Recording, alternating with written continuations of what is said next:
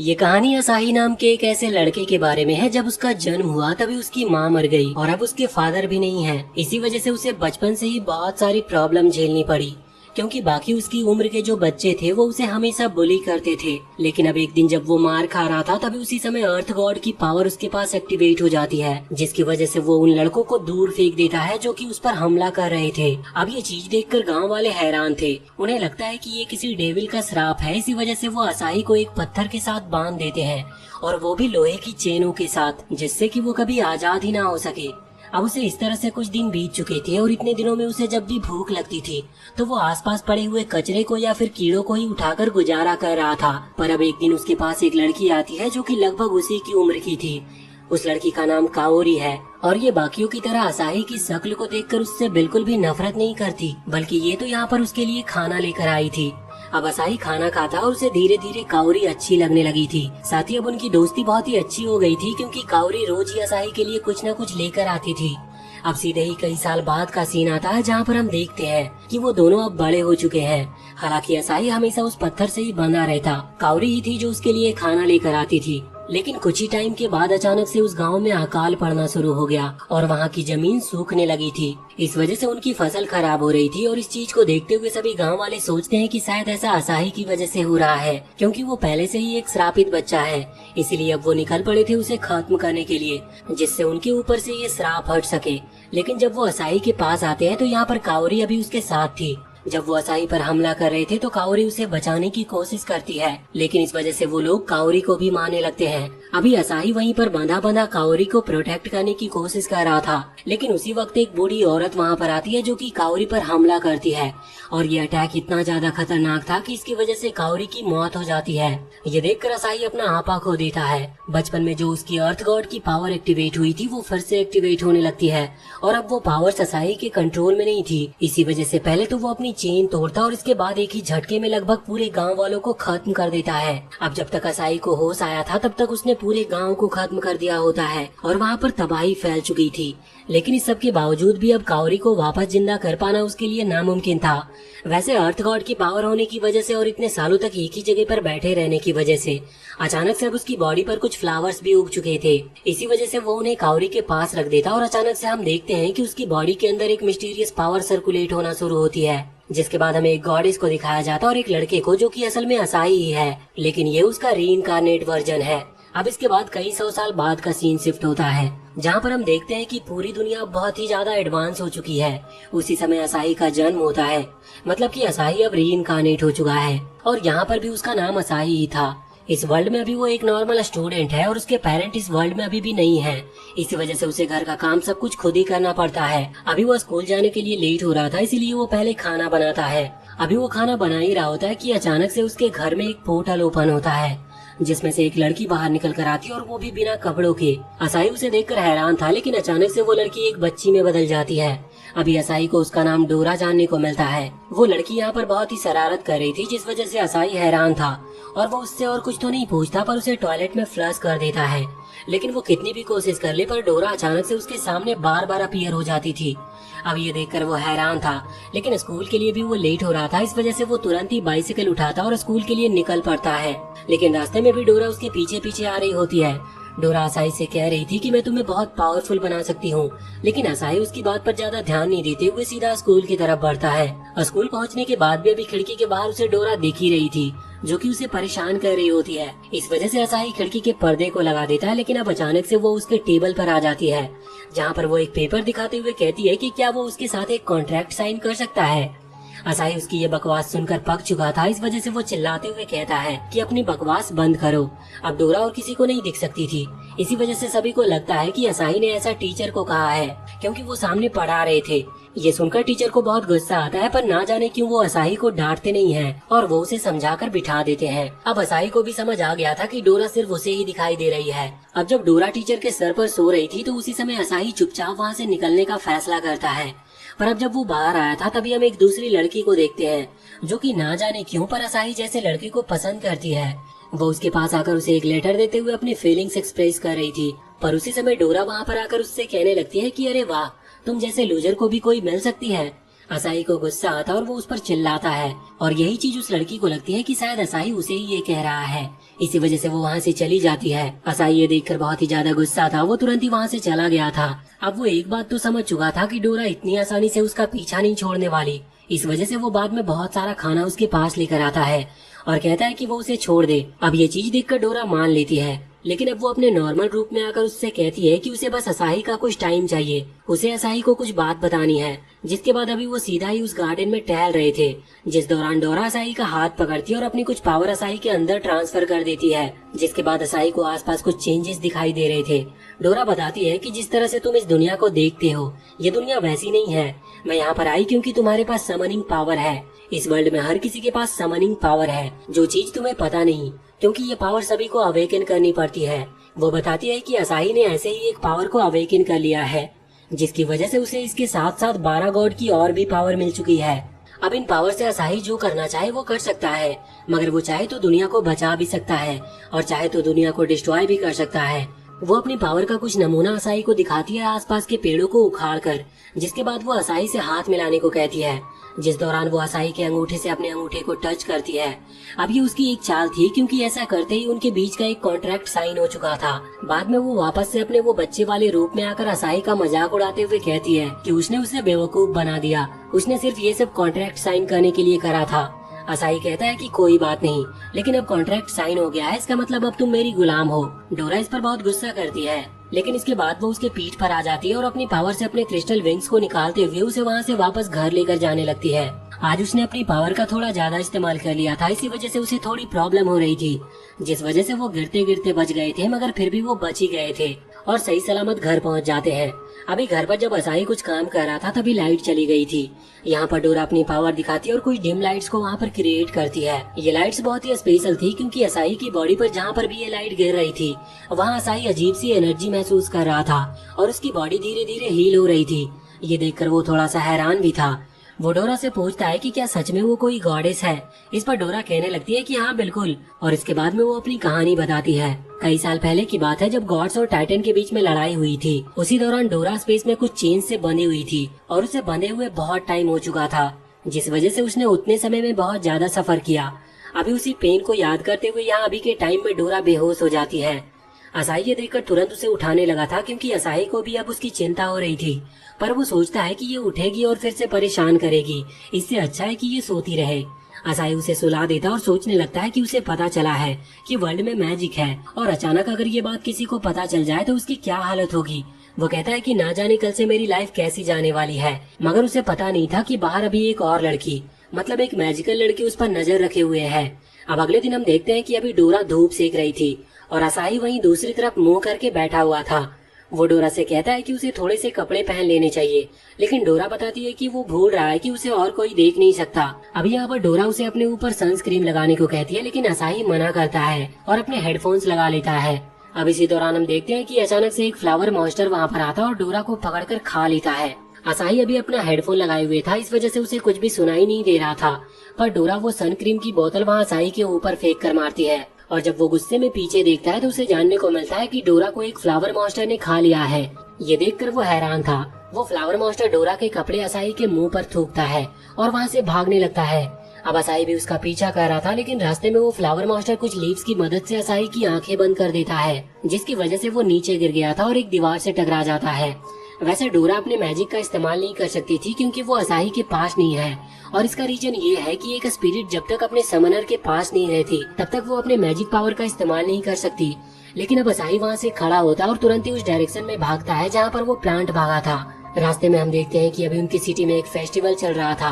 अभी असाही को वो प्लांट मॉन्स्टर कहीं पर दिख नहीं रहा था, लेकिन वो भीड़ से आगे बढ़ना शुरू करता है। इसी दौरान उसके सामने एक खतरनाक बॉडी बिल्डर टाइप का लड़का आता है। उसे कुछ भी समझ नहीं आया था कि ये उसका रास्ता क्यों रोक रहा है, पर वो लड़का कहता है कि असल में वो उसी लड़की का भाई है जिस लड़की ने कुछ देर पहले असाही को एक लेटर दिया था, और असाही ने डोरा को चिल्लाते हुए जाने को कहा था, जिस वजह से वो लड़की चली गई थी। अभी वो लड़का असाही पर गुस्सा कर रहा था, लेकिन वो उस लड़की और उसके भाई से कहता है कि उसके पास इतनी फालतू वक्त नहीं है कि वो उनकी बातें सुन सके, और इसी तरह वो जवाब देते हुए वहाँ से भाग जाता है। कुछ देर के बाद उसे एक लड़का मिलता है जो कि उससे कह रहा था कि वो गलत रास्ते से जा रहा है, और वो लड़का यहाँ पर ना जाने किस चीज को बेचने की बात कर रहा था, जिस वजह से असाही को बहुत गुस्सा आता है और वो उसके फेस पर पैर रखते हुए वहाँ से भाग जाता है। अभी उसे कुछ ही दूर पर एक प्लांट मॉन्स्टर दिखता है और वो तुरंत ही उस तरफ भागता है और वो उसे जाकर पकड़ता है, लेकिन असल में वो एक प्लांट के कॉस्ट्यूम में एक क्यूट सी लड़की थी। लेकिन अब उसी वक्त असाही को एक आवाज सुनाई देती है जो कि असल में डोरा को सुनाई दे रही थी, लेकिन एक समनर होने की वजह से वो आवाज असाही को भी सुनाई देती है। असाही उस आवाज को सुनते ही पहचान जाता है कि ये किस बैंड की आवाज है, जिस वजह से वो तुरंत ही उस जगह पर चला आता है।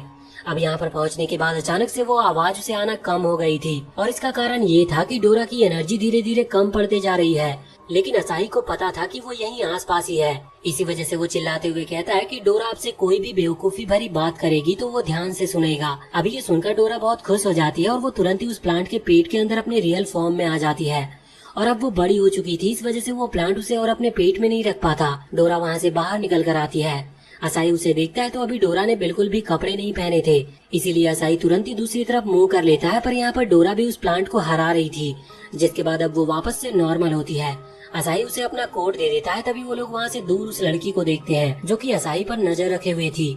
अभी डोरा यहाँ पर उस पर हमला करने के लिए आगे बढ़ती है, पर इतने में ही वो लड़की वहाँ से गायब हो गई थी। असाही उसे रोकता है और कहता है कि वो लड़की बहुत ज्यादा खतरनाक होगी, क्योंकि वो छुपते हुए भी अपनी समन की स्पिरिट से यानी कि उस प्लांट से काम करवा रही थी, जिसके लिए बहुत ज्यादा एनर्जी की जरूरत पड़ती है। इसीलिए डोरा भी उसकी बात मान जाती है।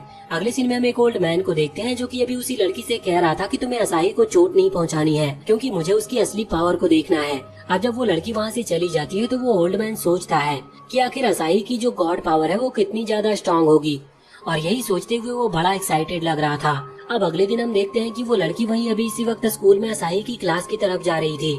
वो असाही की क्लास में उसकी बेंच के पास आकर उसे एक लेटर देती है। बाकी सभी लड़के तो ये देखकर बहुत ही ज्यादा हैरान लग रहे थे। उस लड़की के जाने के बाद अब वो असाही के पास आते हैं और उस लेटर को लेते हैं और उसे चेक करने लगते हैं। उसमें लिखा हुआ था कि वो असाही का जंगल में इंतजार करेगी। सभी लड़के हैरान थे। अब जब छुट्टी के बाद असाही वहाँ पर जा रहा था तभी वो लड़के उसका पीछा करने लगते हैं। रास्ते में हम उस लड़की के भाई को भी देखते हैं जो कि असाही को वहाँ फेस्टिवल में भी मिला था। वो यहाँ भी असाही को पीटना चाहता था, लेकिन कुछ लोग उसे रोक लेते हैं क्योंकि असाही बहुत जरूरी काम के लिए जा रहा होता है। अब असाही वहाँ जंगल में पहुँचता है और देखता है कि बाकी लड़के भी उसी का पीछा कर रहे हैं, पर अब वो उन पर ध्यान नहीं देता। हम देखते हैं कि जब वो जंगल में थोड़ा सा और एंटर करता है तो वहाँ पर वो बाकी लड़के किसी न किसी वजह से बाहर ही रुक जाते हैं। मतलब उनके हाथ पैर कुछ वीन से बंध गए थे, पर ऐसा उस लड़की की पावर की वजह से हो रहा था। लेकिन अभी बस असाही आजाद था। वो आगे बढ़ जाता है। रास्ते में उसे एक बिल्ली देखती है जिसके ऊपर पट्टी बंधी हुई थी। इस बिल्ली का नाम म्याओ है, जो कि खुद असाही ने ही रखा है और असाही इसको जानता भी है। इसीलिए असाही उसे थोड़ा संभल कर रहने को कहता है, क्योंकि पहले भी उस बिल्ली को इस वजह से चोट लगी थी क्योंकि वो पेड़ से गिर गई थी। अब जब असाही वहाँ से आगे बढ़ता है तो उसे दिखता है कि रास्ता एंड हो चुका है, लेकिन अचानक से पेड़ एक रास्ता बना देता है, जिसके बाद असाही और डोरा वहाँ आगे बढ़ते हैं। कुछ दूर आने के बाद उन्हें सामने वही लड़की और उसकी वो स्पिरिट यानी कि वो प्लांट मॉन्स्टर दिखता है। यहाँ भी वो प्लांट असाही को देखकर उससे कहता है कि वो अपनी स्पिरिट मतलब कि डोरा को उनके हवाले कर दे, जिस पर असाही ने साफ साफ मना कर दिया था। जो सुनकर वो लड़की असाही की तरफ एक ब्लैक रोज फेंकती है, जिसे असाही ने डॉज कर लिया था। अगर वो उसे डॉज नहीं करता तो उसे बहुत भारी चोट लगने वाली थी। इसके बाद वो प्लांट मॉन्स्टर भी यहाँ पर असाही के ऊपर हमला करना शुरू कर देता है। असाही उसके अटैक से बच रहा था, जिस दौरान डोरा साइड में आकर अपने पास से किसी वेपन को ढूंढने लगती है जो कि इस सिचुएशन में उनकी हेल्प कर सके, लेकिन उसे कोई भी सुटेबल वेपन नहीं मिल रहा था। यहाँ पर इस तरफ असाही डोरा को देखते हुए कहता है कि उसके पास सबसे वर्स्ट स्पिरिट है, मतलब कि सबसे बेकार स्पिरिट, जिसे कुछ भी नहीं आता। अब यहाँ वो मिस्टीरियस लड़की और वो प्लांट वहाँ हवा में आ चुके थे। वो प्लांट अभी मिस्टीरियस लड़की से कह रहा था कि इन्हें हराने के लिए हमें सिर्फ 30% पावर यूज करने की जरूरत है, जिसके बाद अब वो लड़की अपनी 30% पावर का इस्तेमाल करते हुए वहाँ पर एक बड़े से ट्री मॉन्स्टर को समन कर लेती है, जो कि देखने में बहुत ही खतरनाक था। वो अभी यहाँ सीधा ही डोरा की तरफ बढ़ रहा था उस पर हमला करने के लिए, लेकिन डोरा किसी तरह से उस अटैक को डॉज कर लेती है, जिसके बाद फिर से डोरा पर पंच करने वाला था वो, और डोरा इस अटैक को डॉज नहीं कर सकती थी। इस वजह से असाही वहाँ उसे बचाने के लिए आता है, लेकिन उस ट्री मॉन्स्टर का हाथ वहाँ उन दोनों के ऊपर गिर चुका था। वो प्लांट उस मिस्टीरियस लड़की से कहता है कि शायद असाही भी उसके स्पिरिट के साथ मारा गया, लेकिन इतने में ही उस ट्री मॉन्स्टर के हाथ पर एक सर्कल का निशान अपीयर होता है और उसका उतना हाथ डिस्ट्रॉय हो जाता है। और हमें जानने को मिलता है कि सही वक्त पर डोरा ने अपने मैजिकल क्लेवर्स निकाल लिए थे, जिनकी वजह से उन्होंने उस प्लांट के हाथ को कट कर दिया। अभी वो प्लांट फिर से उनकी तरफ पंच करने वाला था, लेकिन यहाँ असाही डोरा से उसकी स्पिरिचुअल एनर्जी उधार मांगता है, जिसके बाद वो दोनों एनर्जी कनेक्ट करते हैं और असाही पूरी पावर से उस प्लांट के हाथ पर पंच करता है। अभी उसकी वजह से उसका हाथ पूरी तरह से जम चुका था और फिर वो डिस्ट्रॉय हो जाता है। लेकिन अब इसके बाद वो ट्री मॉन्स्टर अपने दूसरे हाथ से हमला करने वाला था, जिससे बचने के लिए डोरा अपने क्रिस्टल विंग समन करती है।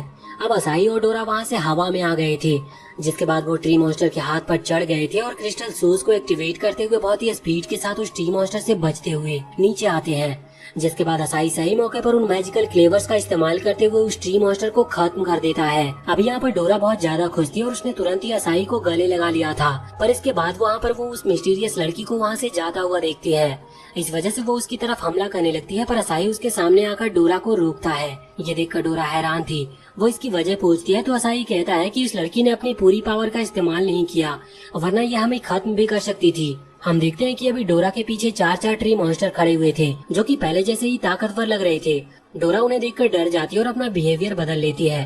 वो कहती है कि हमें दोस्ती कर लेनी चाहिए। साथ ही यहाँ पर वो उस मिस्टीरियस लड़की से घर चलकर कुछ खाने को भी कहती है। अब वो प्लांट कहने लगता है कि हम तुमसे दोस्ती करने के लिए यहाँ पर नहीं आए हैं और हम तुम्हारे साथ नहीं जाएंगे। लेकिन तभी उस मिस्टीरियस लड़की का पेट कुछ और ही बोलता है, जिस वजह से वो समझ जाते हैं कि उसे भी भूख लगी है। अगले सीन में अब वो असाई के घर पर पहुंच चुके थे। अब यहाँ पर घर पर आकर जब वो प्लांट असाई के हाथ का खाना खाता है तो कहने लगता है कि हमें इन लोगों से दोस्ती कर लेनी चाहिए, ये बुरे नहीं लगते।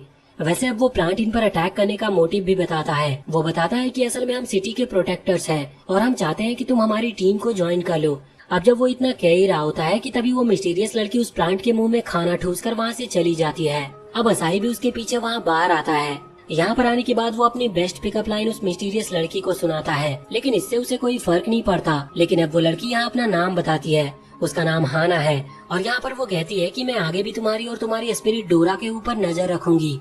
और इसके बाद वो एक ब्लैक रोज असाई को देती है, पर तभी वहाँ पर डोरा और उसकी वो प्लांट स्पिरिट भी आ जाती है। वो दोनों यहाँ पर कुछ गलत समझ लेते हैं। वैसे सिचुएशन के हिसाब से उन्होंने सही समझा था। वो रोज हाना ने असाई को ऐसे ही दिया था। इसके बाद अब वो वहाँ से चली गई थी। अगले दिन हम असाई को स्कूल में देखते हैं, जहाँ पर अचानक से असाई की विंडो के पास से एक जिराफ आ जाता है। इसे देखकर सभी बच्चे हैरान थे, पर तभी खिड़की में से और भी जानवर अब अंदर आने लगे थे। अब ये देखकर वो सभी बाहर की तरफ जाते हैं, पर बाहर भी बहुत सारे जानवर थे। अब असाई वहाँ से आगे बढ़ता है। कोई दूर से एक पांडा मिलता है, लेकिन असाई उसके पास से निकल गया था बिना उसे परेशान करे। बाद में जब वो बाहर आकर देखता है तो उसे एक चिंपैंजी भी दिखता है, जो कि चिंपैंजी का माइकल जॉर्डन ज्यादा लग रहा था। और यहाँ पर वो बास्केटबॉल खेल रहा होता है। असाई शहर की हालत देखकर बहुत ही ज्यादा हैरान था। वो और डोरा वहाँ से जा रहे थे, तभी स्कूल इंस्ट्रक्टर उन्हें स्कूल जिम की तरफ जाने को कहते हैं, जिससे कि वो सभी सेफ रह सके। पर डोरा असाई से कहती है कि तुम एक समनर हो, तुम्हें डरने की जरूरत नहीं, हमें सिटी की तरफ चलना चाहिए, शायद हमें इसका रीजन पता चल सके। अब जब वो सिटी में आते हैं तभी असाई को वहाँ पर कुछ जंगली जानवर, मतलब कि जो खतरनाक वाले हैं, जैसे कि शेर वगैरह, वो दिखते हैं। और उनके सामने अभी एक लड़की खड़ी हुई थी। असाई को लगता है कि ये लड़की प्रॉब्लम में है, इस वजह से असाई तुरंत ही वहाँ से भागता है और उसे बचाता है। अभी उस लड़की के साथ एक कैट भी थी। वो कैट गुस्से में असाई के फेस पर अपने नाखून से हमला कर देती है। इसके बाद असाई को जानने को मिलता है कि असल में उस लड़की ने ही इन सभी जानवरों को जू से आजाद किया है, जिसके बाद ये सभी यहाँ शहर में भाग आए हैं। वैसे ऐसा करना उस लड़की के लिए बहुत मुश्किल होगा, इसका मतलब वो भी एक समनर है और इसमें उसके स्पिरिट ने उसकी हेल्प की होगी। अभी इस खतरे को देखकर सिटी के प्रोटेक्टर यानी कि हाना और उसका वो प्लांट वहाँ पर आ चुके थे। वो अभी बिल्डिंग से यहाँ इस लड़की और बाकी सभी जानवर को देख रहे थे। वो प्लांट कहता है कि इसे रोकना इतना ज्यादा मुश्किल नहीं होगा। जिसके बाद अब हाना और वो प्लांट वहाँ बिल्डिंग के ऊपर से जंप कर देते हैं। जंप करते वक्त और नीचे आते वक्त वो प्लांट यहाँ फायर बुलेट्स का इस्तेमाल करते हुए नीचे की तरफ हमला करता है, जिसकी वजह से वहाँ पर हर तरफ धुआं हो गया था। नीचे आने के बाद हाना अपनी पावर से पहले तो सभी जानवरों को पकड़ लेती है और साइड से हटा देती है, जिससे कि वो इस नई मिस्टीरियस लड़की से फाइट कर सके। अब देखते ही देखते उन दोनों में लड़ाई शुरू हो गई थी। इस तरफ डोरा असाई से कह रही थी कि आखिर हम किस तरफ हैं। असल में डोरा भी फाइट के लिए बहुत ही ज्यादा एक्साइटेड थी, लेकिन असाई उससे कहता है कि हमें बीच में आने की जरूरत नहीं, अभी हम दोनों को लड़ते हुए देखते हैं। यहाँ पर अभी हाना अपनी वाइन्स का इस्तेमाल कर रही थी, लेकिन वो मिस्टीरियस गर्ल्स बहुत ही स्पीड से भागते हुए उसके हर अटैक से बच रही थी और उस पर अपनी क्लाउज से हमला कर रही थी। यहाँ हाना को भी थोड़ी प्रॉब्लम झेलनी पड़ती है, लेकिन धीरे धीरे वो अपने अटैक की स्पीड बढ़ाती है, जिस वजह से उसका अटैक को देख पाना थोड़ा सा मुश्किल हो रहा था। पर यहाँ पर वो मिस्टीरियस गर्ल अपनी कैट पावर को एक्टिवेट करती है, जिसके बाद उसे सब कुछ स्लो मोशन में दिख रहा था। इस वजह से उसके लिए हाना को रोकना थोड़ा सा आसान था। पर अब हाना और ज्यादा स्पीड बढ़ाती है, लेकिन वो मिस्टीरियस गर्ल भी अपनी स्पीड बढ़ा लेती है। अब यहाँ हाना ने उसे पकड़ने के लिए अपनी वाइन्स को उसकी तरफ फेंका था, जिस दौरान वो लड़की पीछे आने की कोशिश करती है, लेकिन उसका पैर फंस गया था। जिसके बाद हाना उसे पकड़ते हुए आसमान की बिल्डिंग की तरफ फेंकने लगती है और इसके बाद वो बड़ी सी दूसरी रूट वहाँ जमीन से निकालती है। अभी ये देखते हुए वो गर्ल भी अपनी पूरी स्ट्रेंथ यूज करने का फैसला करती है और अपनी स्पिरिट को एक जायंट स्पिरिचुअल बियर में कन्वर्ट कर लेती है। यहाँ पर इस जायंट बियर को रोकना इतना आसान नहीं था। इस वजह से सिचुएशन को संभालने के लिए हाना ने भी अपने ट्री को समन कर लिया था। अब वो ट्री मॉन्स्टर वहाँ पर उस बियर पर हमला करने के लिए आगे बढ़ता और वो बियर भी आगे बढ़ता है, जिसके बाद वो दोनों ही कुश्ती की तरह एक दूसरे के हाथ को पकड़ लेते हैं और धक्का देने लगते हैं। अब इस चीज में उस ट्री मॉन्स्टर के पास हाथ नहीं बचे थे, लेकिन तभी वो हाना का प्लांट एक मैजिकल स्पेल के थ्रू ट्री मॉन्स्टर के साथ कनेक्ट हो जाता है, जिसके बाद ट्री मॉन्स्टर के 2 और हाथ निकल आए थे और अब वो उन दोनों हाथों से बेयर मॉन्स्टर पर एक के बाद एक हमला करना शुरू कर देता है। यहाँ पर वो बेयर मॉन्स्टर अभी कुछ कर नहीं पा रहा था। इसके बाद वो ट्री मॉन्स्टर स्पिरिचुअल बेयर को भी बहुत ही टाइट पकड़ लेता है और प्रेशर के साथ उसे दबाते हुए उसके स्पिरिट के कई सारे टुकड़े कर देता है। हम देखते हैं कि अब वो सारे टुकड़े कुछ स्पिरिचुअल वुल्फ में चेंज हो चुके थे। वो सारे स्पिरिचुअल वुल्फ यहाँ पर इस ट्री मॉन्स्टर की तरफ आगे बढ़ते हैं और उसके ऊपर चढ़कर उसे बाइट करने लगते हैं और इसकी वजह से दूसरी तरफ वहाँ पर हाना को भी चोट पहुँच रही थी। ये चीज असाई भी नोटिस कर रहा था। हाना इससे बचने के लिए अपने ट्री मॉन्स्टर को घूमने को कहती है और जब वो ट्री मॉन्स्टर बहुत ही तेजी से घूमता है तो वो स्पिरिचुअल वुल्फ वहाँ से दूर जाकर गिरने लगते हैं। अब जब उन स्पिरिचुअल वुल्फ को चोट लग रही थी तो उसकी वजह से यहाँ मियाओ को भी चोट लग रही थी। असाई समझ गया था कि अगर ये दोनों इस तरह से लड़ते रहे तो दोनों ही मारे जाएंगे। इस तरफ हम देखते हैं कि वो स्पिरिचुअल वुल्फ कमजोर पड़ रहे थे। इसी वजह से अब वो सभी एक साथ कंबाइन होते हुए एक स्पिरिचुअल स्नेक में कन्वर्ट हो जाते हैं। इसके बाद फिर से वो दोनों एक दूसरे पर हमला कर ही रहे थे, लेकिन इतने में ही असाई और डोरा वहाँ से आगे आते हुए डोरा की पावर से बनी हुई कुछ स्पिरिचुअल चेन्स में उन दोनों को पकड़ लेते हैं और इसके बाद असाई उन दोनों को ही लड़ने से मना करता है। अब यहाँ पर वो जो स्पिरिचुअल स्नेक था वो आपस से स्पिरिचुअल फॉर्म में कन्वर्ट होते हुए मियाओ के अंदर चला आता है। यहाँ पर हमें जानने को मिलता है कि असल में मियाओ ही वो समनर है जिसने इस स्पिरिचुअल स्नेक और उस लड़की को समन किया था। यहाँ पर मियाओ की हालत बहुत ज्यादा खराब थी, इस वजह से असाई तुरंत ही उसे उठाता है और देखने लगता है। तभी यहाँ पर हाना का वो प्लांट मियाओ को उनके हवाले करने को कहता है, क्योंकि मियाओ की वजह से सिटी के ऊपर बहुत बड़ा खतरा आया था। लेकिन यहाँ असाई मियाओ की सिचुएशन को देखते हुए मना कर देता है और कहता है कि वो मियाओ को नहीं देंगे, क्योंकि अभी उसकी तबीयत और हालात दोनों ही बहुत खराब है। जब वो ठीक हो जाएगी तब वो आकर उससे मिल सकते हैं। अभी वो प्लांट गुस्से में था। वो असाई को वार्न करता है, पर यहाँ पर डोरा अपने वो क्लेवर्स दिखाते हुए प्लांट से कहती है कि सोच समझकर कुछ भी कहना। जिसके बाद हाना यहाँ फैसला करती है कि वो उस कैट को यानी कि मियाओ को अपने साथ अभी नहीं लेकर जाएगी और इसके बाद वो असाई को भी जाने देती है। अगले सीन में हम देखते हैं कि असाई अभी अपने घर पर बैठा हुआ था, जहाँ मियाओ वापस से अपने उस गर्ल वाले फॉर्म में आ चुकी थी। यहाँ असाई उससे हैरानी से कहता है कि आखिर एक कैट कैसे कोई समनर हो सकती है, जिस पर मियाओ बताती है कि उसे गलत फहमी है, क्योंकि हर एक जानवर एक समनर हो सकता है। ये सुनकर असाई हैरान था।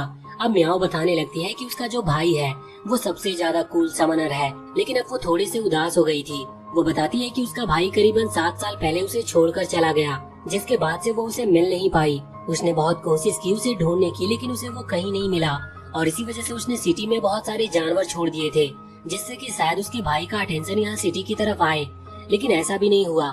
अब तभी वहाँ हम खिड़की के बाहर एक क्रो को देखते हैं, जो कि इस वक्त यहाँ पर अंदर ही देख रहा था और इसके बाद अब वो वहाँ से उड़ गया था और करीबन लाखों की गिनती में उड़ रहे क्रोज के साथ मिल जाता है। और उसी दौरान हमें एक लड़के को दिखाया जाता है जो कि असल में मियाओ का भाई है। अब अगले दिन हम देखते हैं कि सुबह सुबह असाई के गेट को कोई नॉक करता है।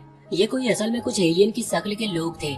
जब असाई गेट खोलता है तो वो बताते हैं कि हाना ने उन्हें भेजा है असाई को बुलाने के लिए। अपने घर पर असाई उन्हें देखकर डर रहा था, इसी वजह से वो चुपचाप गेट बंद करने की कोशिश करता है, लेकिन वो लोग जबरदस्ती उसे उठाकर हाना के घर पर ले आते हैं, जहाँ पर हेलीकॉप्टर से आने के बाद असाई सबसे पहले हाना से मिलता है। जब वो वहाँ उसके मेंशन की तरफ आगे बढ़ रहे थे तभी असाई को गार्डन में एक फायर मॉन्स्टर खाना बनाता हुआ दिखता है। वो ये देखकर बहुत ही ज्यादा हैरान था, पर इसके बाद अब वो आगे बढ़ता है। जब वो उस मेंशन के अंदर आता है तो वहाँ पर उसे एक बड़ा सा स्टैचू दिखता है, जो कि उसे पता तो नहीं था, लेकिन वो असली में उसकी मदर की स्टैचू है। यहाँ पर वो प्लांट असाई को बताता है कि ये सबसे पहले वॉचर थी, मतलब ये वॉचर की लीडर थी। असाई इस पर ज्यादा ध्यान नहीं देता और वहाँ से आगे बढ़ने लगता है, लेकिन इतने में उसे कुछ आवाज आती है। उसे लग रहा था कि जैसे कि ये उसकी मदर की आवाज है और फिर वो एक दूसरी वर्ल्ड में पहुंच जाता है, जहाँ उसकी मदर अभी उसे अपने पास बुला रही थी। अब जब वो आगे बढ़ने वाला था तभी ये लोग उसे उठा देते हैं और कहते हैं कि वो कहाँ खो गया, और इसके बाद वो लोग वहाँ से सीधा हाना के ग्रैंडफादर के पास लेकर आते हैं, जिन्होंने असाई को बुलाया था। अब जब असाई वहाँ पर पहुँचता है तो वो ओल्ड मैन उसे अपना नाम हार्लोन बताते हैं। यहाँ पर अभी डोरा असाई से कह रही थी कि ये कोई मामूली से ओल्ड मैन नहीं है, लेकिन फिर हार्लोन अपनी पावर की मदद से असाई, डोरा और मियाओ को बिठा देता है। असाई अभी उसकी ऑरा को महसूस कर पा रहा था कि ये सच में बहुत पावरफुल है। अभी हार्लोन उन्हें पूरी बात थोड़ी डिटेल में समझाने की कोशिश करता है। वो बताता है कि 2 ग्रुप्स है, एक वॉचर्स की और एक डिस्ट्रॉयर्स की। डिस्ट्रॉयर्स पूरी दुनिया को खत्म करना चाहते हैं और वॉचर्स का काम उन्हें रोकने का है। वो असाई से पूछते हैं कि आखिर वो किस फैक्शन को ज्वाइन करना चाहेगा। तभी यहाँ पर डोरा कहती है कि हमें अवेंजर को ज्वाइन करना चाहिए और मियाओ कहने लगती है कि नहीं, हमें जस्टिस लीग को ज्वाइन करना चाहिए। पर असाई इन दोनों को चुप कराते हुए बिठा दे रहा है और इसके बाद हार्लोन से कहता है कि मेरे पेरेंट्स ने मुझे किसी भी बूढ़े आदमी की बात सुनने से मना किया था। अब हार्लोन उसे उसके पेरेंट्स की बातें बताना शुरू करता है। वो बताता है कि तुम 5 साल में ही अनाथ हो गए थे क्योंकि तुम्हारे पेरेंट्स तुम्हें छोड़कर चले गए। वो ऐसे ही कई पर्सनल बात बताता है जो कि असाई के अलावा शायद और किसी को भी पता नहीं था। लास्ट में वो ये भी कहता है कि तुमने डोरा को समन किया, ये कोई मामूली बात नहीं और तुम्हारा जन्म कोई नॉर्मल काम करने के लिए नहीं हुआ है। अब जब वो ये सब कह रहा था इतने में ही तभी उनकी मेंशन के ऊपर एक बड़ा सा पत्थर आकर गिरता है, लेकिन हार्लोन ने उसे नोटिस कर लिया था, इस वजह से उसे पंच करते हुए डिस्ट्रॉय कर देता है। अब तभी उनके सामने एक आदमी आता है। हार्लोन उसे देखकर कहता है कि ये डिस्ट्रॉयर है। असल में डिस्ट्रॉयर ग्रुप के हर एक मेंबर को डिस्ट्रॉयर ही कहा जाता है। यहाँ पर वो डिस्ट्रॉयर अभी इनसे लड़ने के लिए आया था, लेकिन इनका मेन मकसद अभी किसी को भी पता नहीं था। लेकिन हार्लोन उसे देखकर उसे रोकने के लिए उससे लड़ने लगता है। कुछ देर में हार्लोन ये बात समझ चुका था कि यहाँ असाई को खतरा है, इस वजह से वो हाना से कहता है कि वो असाई को यहाँ से लेकर जाए और उसका ख्याल रखे, क्योंकि हार्लोन के हिसाब से यहाँ पर एक डिस्ट्रॉयर नहीं आया है बल्कि यहाँ और भी है। अब जब किसी अटैक की वजह से वो सभी हवा की तरफ गिरने लगे थे तभी हाना उन्हें बचाती है और इतने में ही वहाँ पर एक और डिस्ट्रॉयर की एंट्री होती है जो कि उस मेंशन के एक गार्ड को खत्म करते हुए अपनी गन बाहर निकालती है। ये देखते हुए हाना उस पर हमला कर रही थी पर उसके अटैक्स का कोई फायदा नहीं था क्योंकि डिस्ट्रॉयर बहुत पावरफुल था। अब वहाँ पर एक और डिस्ट्रॉयर आता है जो कि असल में मियाओ का भाई है। मियाओ से देखकर हैरान थी। वो नॉर्मल ह्यूमन फॉर्म में आती है और अपने भाई की तरफ आगे बढ़ती है, लेकिन तभी उसका भाई अपना एक क्रो यहाँ पर मियाओ की सर की तरफ भेजता है, जिस वजह से मियाओ का सर डिस्ट्रॉय हो जाता है और वो वापस से अपने कैट के फॉर्म में आ जाती है। ये देखने के बाद असाई को गुस्सा आ गया था। वो तुरंत ही आगे बढ़कर मियाओ के भाई की तरफ हमला करने लगता है, लेकिन इतने में ही एक दूसरा मिस्टीरियस डिस्ट्रॉयर आकर असाई के माइंड में ट्रिगर करता है, जिसके बाद अचानक से असाई किसी दूसरी वर्ल्ड में आ गया था जहाँ भी वो एक बच्चे के फॉर्म में था और उसकी मदर भी वही थी। वो सोच रहा था कि उसका ड्रीम पूरा हो गया, लेकिन अचानक से वो इल्यूजन टूटता है और वो देखता है कि उसे एक डीमन ने पकड़ रखा है। लेकिन रियल वर्ल्ड में हम देखते हैं कि अभी उसके पास डोरा थी जो कि उसे जगाने की कोशिश कर रही थी, लेकिन असाई बहुत बुरी तरह से बेहोश था। दूसरी तरफ वहाँ पर मेंशन के ऊपर हम देखते हैं कि हार्लोन अभी उस पहले वाले डिस्ट्रॉयर से लड़ रहा था जहाँ वो डिस्ट्रॉयर कमजोर पड़ने लगा था और हार्लोन उसे पीट पीट कर उसे इधर उधर फेंक रहा था। अब यहाँ नीचे हम देखते हैं कि जब ये चीज हाना देखती है तो वो समझ जाती है कि उसके ग्रैंडफादर जीत रहे हैं। इस वजह से वो भी यहाँ पर न आते हुए दूसरे डिस्ट्रॉयर पर हमला करने के लिए अपने ट्री मॉन्स्टर को समन कर लेती है, लेकिन वो डिस्ट्रॉयर गर्ल उस ट्री मॉन्स्टर से बच गई थी। जिसके बाद अचानक से ट्री मॉन्स्टर के पीछे ग्रीन आइज अपीयर होती है और इसके बाद वो ट्री मॉन्स्टर अचानक से फ्रीज होने लगता है और वहीं पर खत्म भी हो जाता है। ट्री मॉन्स्टर के खत्म होने के कारण यहाँ पर हाना को बहुत ही ज्यादा चोट लगी थी और इस चीज का फायदा उठाते हुए वो डिस्ट्रॉयर वहाँ उसके गले पर कट लगा देती है। अब ये देखकर ऊपर हाना के ग्रैंडफादर यानी कि हार्लोन अभी बहुत ज्यादा हैरान लग रहे थे। वो तुरंत ही अपनी हीलिंग पावर का इस्तेमाल यहाँ पर हाना की तरफ करके उसके गले पर लगे उस कट को हील करते हैं। दूसरी तरफ हम देखते हैं कि उसी दौरान एक और डिस्ट्रॉयर वहाँ पर आकर हार्लोन पर हमला करता है, लेकिन हार्लोन ने उसे जमा दिया था। पर इतने में ही एक और डिस्ट्रॉयर वहाँ पर आता है जो कि हार्लोन को दूसरी तरफ से बिजी रखने की कोशिश कर रहा था, जिस चीज का फायदा उठाते हुए मियाओ के भाई ने यहाँ पर हार्लोन की पीठ पर हमला कर दिया था। इससे उसकी बहुत ज्यादा एनर्जी चली गई थी और तभी वो डिस्ट्रॉयर गर्ल वहाँ पर आकर उसके सर पर हमला करती है। हार्लोन यहाँ पर लगभग मरने की हालत में था, लेकिन अचानक से उसकी गॉड पावर एक्टिवेट हो जाती है और वो अपने गॉड स्पिरिचुअल फॉर्म में आ गया था, जिसके बाद उसकी पावर अब बहुत ज्यादा बढ़ चुकी है। पर तभी वहाँ पर एक और डिस्ट्रॉयर आता है जो कि अपने ग्रिम रीपर को समन करते हुए यहाँ पर हार्लोन के अंदर से उसकी सारी एनर्जी खींचने लगा था। अब ये प्रोसेस पूरी होती है तब हार्लोन मारा जा चुका था। ये देखकर नीचे डोरा और प्लांट बहुत ही ज्यादा हैरान थे। अभी ऊपर एक डिस्ट्रॉयर कहता है कि क्या हमें इन दोनों को भी खत्म करना चाहिए, जिस पर दूसरा डिस्ट्रॉयर कहता है कि इसकी जरूरत नहीं क्योंकि इनको मारकर कोई मतलब नहीं। इसके बाद वो सभी डिस्ट्रॉयर वहाँ से गायब हो जाते हैं। इसके बाद हम देखते हैं कि अब अगले दिन असाई को होश आ चुका था, लेकिन हाना की हालत अभी भी खराब थी, उसे होश नहीं आ रहा था, इसीलिए प्लांट और डोरा भी गुस्सा कर रहे थे। पर तभी यहाँ पर असाई अपने मोबाइल में उन्हें उसी फाइट को दिखाता है।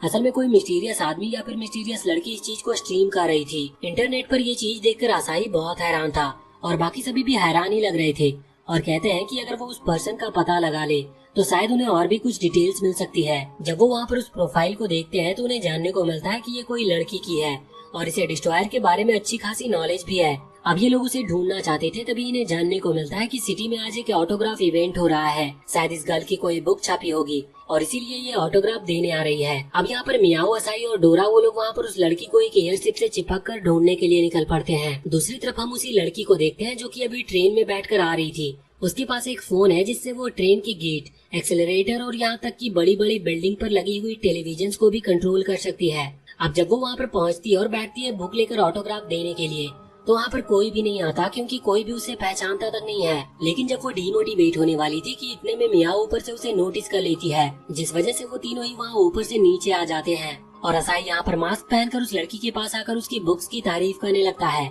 साथ ही उसे पैसे देते हुए कहता है कि मुझे ये सारी बुक चाहिए। अभी वो लड़की वो सारे पैसे ले लेती है और वो बहुत खुश लग रही थी। लेकिन इसके बाद वो कहती है कि उसे पता है कि असाई कौन है और वो यहाँ किस किस के साथ आया है, और अब उनका भांडा फूट चुका था। इसीलिए डोरा और मियाओ दोनों ही बाहर आ जाते हैं और वो लड़की बताती है कि कल रात उनके ऊपर करीबन 60 डिस्ट्रॉयर ने हमला किया था, जो कि बहुत पावरफुल थे।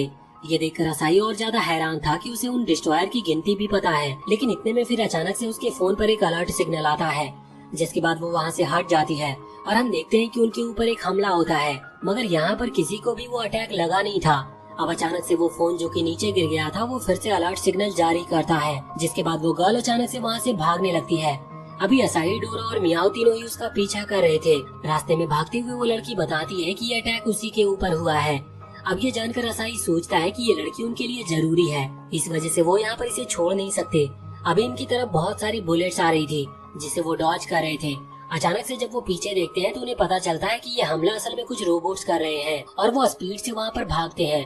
लेकिन सामने ब्रिज का एंड था, जिस वजह से उन्हें वहाँ पर से नीचे ही कूदना पड़ता है। अब जब वो नीचे गिर रहे थे तभी वहाँ पर एक कार आती है और उन्हें कैच कर लेती है। अभी असाई ये देखकर हैरान था कि आखिर ये कार अपने आप कैसे चल रही है। तभी उसे जानने को मिलता है कि असल में इस कार को वो लड़की अपने फोन से कंट्रोल कर रही है। वैसे तभी हम देखते हैं कि वो सभी रोबोट्स अभी भी इनका पीछा कर रहे थे। वो लड़की इन्हें बताती है कि ये असल में डिस्ट्रॉयर्स ही है और ये लो लेवल स्पिरिट्स है और इनका खुद पर कंट्रोल नहीं रहता क्योंकि ये रोबोट्स हैं, इसीलिए ये ज्यादा कुछ सोच नहीं सकते। और उस लड़की ने पहले ही यहाँ से इनके सिग्नल काट दिए हैं, जिसकी वजह से अभी ये बैकअप के लिए रिक्वेस्ट नहीं भेज सकते।